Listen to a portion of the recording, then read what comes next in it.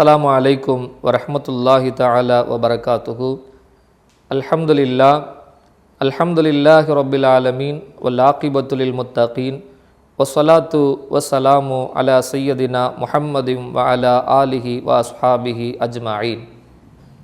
கண்ணியமிக்க இஸ்லாமிய நல்லடியார்களே, பல்லாக்கு தொலைக்காட்சியின் மூலமாக புனிதமிக்க இந்த ரமலானில் பல்வேறு செய்திகளை நாம் தொடர்ந்து கேட்டுக்கொண்டு வருகிறோம்.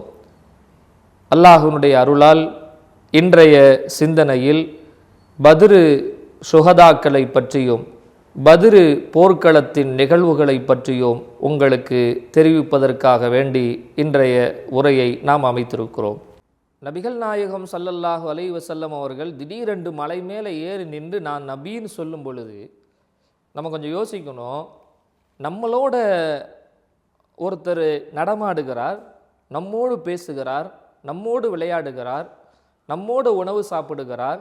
திடீரென்று நான் தலைவர் என்று சொன்னால், எனக்கு இப்படி ஒரு அதிசயம் நிகழுகிறது என்று சொன்னால் நாம் நிச்சயமாக ஏற்றுக்கொள்ள மாட்டோம். அதே போல்தான் நபி ஸல்லல்லாஹு அலைஹி வஸல்லம் அவர்கள் மலை மீது ஏறி நின்று சொன்ன பொழுது இவர்கள் ஏற்றுக்கொள்ளவில்லை. அதுக்கு ஆதாரம் கேட்டாங்க. திடீர்னு இப்படி நீங்கள் இறை தூதர்னு சொல்கிறீங்க, இறைவன் ஒருவன் என்று நீங்கள் சொல்லுகிறீர்களே, அதுக்கு என்ன ஆதாரம்? அப்படி கேட்கும் பொழுது நபி ஸல்லல்லாஹு அலைஹி வஸல்லம் அவர்கள் சொன்னார்கள், இந்த நபித்துவம் எனக்கு கிடைத்தது என்பதற்கு, நான் இறை தூதர் என்பதற்கு சான்று இந்த 40 ஆண்டு கால வாழ்க்கை தான். உங்களோடு வாழ்ந்த 40 ஆண்டு காலம், இந்த வாழ்க்கை தான் ஆதாரமாக உங்களுக்கு முன்னாலே காட்டுகிறேன்.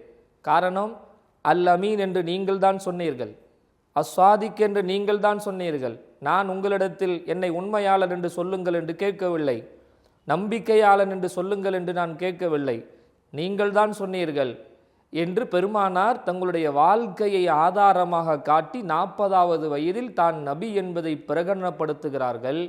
அதுக்கப்புறம் 3 வருஷம் எந்த வேலையும் நடக்கலை. 43வது வயதில் 3 வருஷம் கழித்து பெருமானார் அல்லாஹ்வினுடைய உத்தரவுக்கு இணங்க பிரச்சாரத்தை தொடங்குகிறார்கள்.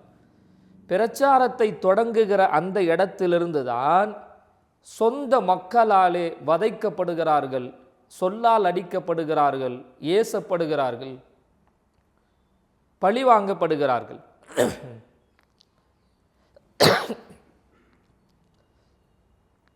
அப்படி பழிவாங்கப்படுகிற பொழுது அந்த இன்னல்களை தாங்கிக் கொள்கிறார்கள். அதை பொறுமையோடு அவர்கள் எடுத்துக்கொள்ளுகிறார்கள். அல்லாஹு தாலா இந்த பொறுமையை கையாளுவதற்கு அல்லாஹு பெருமானாருக்கு உத்தரவிடுகிறான். 1 நாள் அல்ல, 2 நாள் அல்ல, நாட்கள் தொடர்கிறது, மாதங்கள் ஆகிறது. தொடர்ந்து பெருமானாரின் பிரச்சாரம் நடந்து கொண்டே இருக்கிறது. பெருமானாரை அவ்வப்பொழுது சில பேர் ஏற்றுக்கொள்ளுகிறார்கள். மிக குறுகிய எண்ணிக்கையில் பெருமானாரை ஏற்றுக்கொள்கிறார்கள். ரசூலுக்கு மாத்திரமல்ல, யாரெல்லாம் ரசூல் ஸல்லல்லாஹு அலைஹி வஸல்லம் அவங்களை ஏற்றுக்கிறாங்களோ அவங்களுக்கும் தொல்லைகள், அவர்களுக்கும் தொந்தரவுகள். சுதந்திரமாக மக்காவில் நடமாட முடியவில்லை. இத்தனையும் தாங்கிக் கொண்டு பெருமானார் 53வது வயது வரைக்கும் மக்காவில் இருக்கிறார்கள். 53வது வயசு இருக்கும்போது ஸல்லல்லாஹு அலைஹி வஸல்லம் அவர்களுக்கு கடுமையான முறையிலே தொல்லைகள் தரப்பட்டு உயிரை எடுக்க வேண்டும் என்கிற ஒரு இடத்தில் வந்து அந்த மக்காவின் காஃபிர்கள் நிற்கிற பொழுதுதான் அல்லாஹ்வின் உத்தரவுப்படி மதீனா நோக்கி போகிறார்கள். ஹிஜ்ரத்தினுடைய பயணம். இப்போ மதீனாவுக்கு வந்துட்டாங்க ஸல்லல்லாஹு அலைஹி வஸல்லம். மதீனாவுக்கு வந்ததுக்கு பின்னால மக்காவில் இருக்கிற அந்த தொல்லைகள், தொந்தரவுகள் குறைந்திருக்க வேண்டுமா இல்லையா? அப்பவும் குறையல, நிறைய தொந்தரவுகள். உயிரை எப்படியாவது மதீனாவிற்கு உள்ளாக வந்தாவது எடுத்து விட வேண்டும் என்று துடிக்கிற மக்காவாசிகள் எந்த அளவுக்கு இருந்ததென்றால், பெருமானார் ஒரு நேரத்தில் நினைக்கிறார்கள், நாம் உறங்குகிற சந்தர்ப்பத்தில் நம்மை பாதுகாப்பதற்கு வெளியிலே யாராவது நின்றால் நன்றாக இருக்குமே என்று யோசிக்கிற அளவுக்கு அந்த தொல்லைகள் அதிகப்பட்டு கொண்டே போகிறது. பெருமானார் யோசித்தார்கள். அல்லாஹ் ஒரு ஆளை ஏற்பாடு செஞ்சு கொடுத்தார். அடுத்த நாள் வெளியிலே வந்து பார்த்தால் சஅத் இப்னு அபி வக்காஸ் ரலியல்லாஹு அவர்கள் பெருமானாரின் வாசலில் நிற்கிறார்கள். காரணம் கேட்டார்கள். சஅத் இப்னு அபி வக்காஸ் மதீனாவை சார்ந்தவர்கள். ஏன் இங்கே நிற்கிறீங்கன்னு கேட்டாங்க. சஅத் இப்னு அபி வக்காஸ் சொன்னார், நான் வீட்டிலே இருந்தேன், எனக்கு ஒரு திடீரென்று ஒரு சிந்தனை வந்தது, நாம் பெருமானாரை பாதுகாக்க வேண்டும், ஏதாவது ஒரு ஆபத்து நடந்து விட்டால், ஏதாவது ஒரு சேதங்கள் ஏற்பட்டு விட்டால், இப்போ நம்மை நாடி வந்தவர்கள் அல்லவா ரசூல், அவங்கள பாதுகாக்கணும்னு எனக்கு யோசனை வந்துச்சு, நான் உடனே உங்கள் வீட்டு வாசலில் பாதுகாப்பிற்காக நிற்கிறேன் என்று சொன்னார்கள் ஸல்லல்லாஹு அலைஹி வஸல்லம்.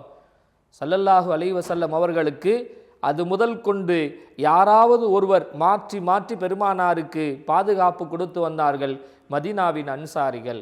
இந்த தொல்லைகள் இப்படியே தொடர்கிற நேரத்திலே தான் அல்லாஹு தாலா இதை இப்படியே விட்டுவிடக்கூடாது என்று அல்லாஹ் அனுமதி கொடுக்கிறான்.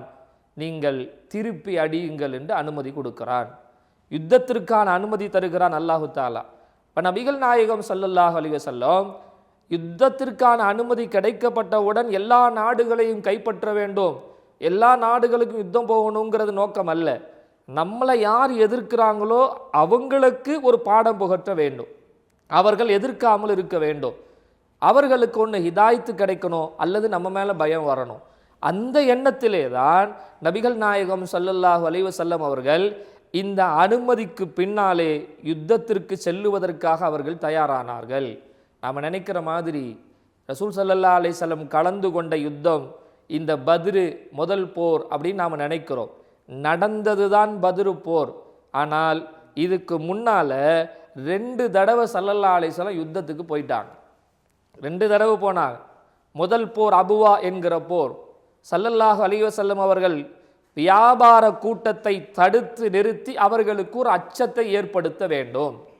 நம்மளை அவங்க எதிர்க்கக்கூடாது, நம்மளை அவங்க இனிமேல் தொந்தரவு செய்யக்கூடாது என்பதற்காக, அல்லது மக்காவின் பெருந்தலைவர்களை சாய்த்து விட்டால் மதீனாவாசிகள் மக்காவாசிகள் நம்மை பயப்படுவார்கள் என்கிற இடத்தில் பெருமானார் வியாபார கூட்டத்தை தடுத்தா போதும்னு நினைச்சாங்க. ஸல்லல்லாஹு அலைஹி வஸல்லம் வியாபார கூட்டத்தை தடுக்கணும்னு நினைச்சாங்க. அந்த அடிப்படையிலே தான் மக்காவிலிருந்து சிரியாவிற்கு போகிற வியாபார கூட்டத்தை ரசூலுல்லாஹ் ஸல்லல்லாஹு அலைஹி வஸல்லம் தடுக்கிறதுக்காக வேண்டி முதல் தடவையாக அவர்கள் யுத்தத்திற்காக பயணப்பட்டது அபுவா என்கிற அந்த போர். இந்த போரில் அபூஜஹல் கலந்து கொண்டார்.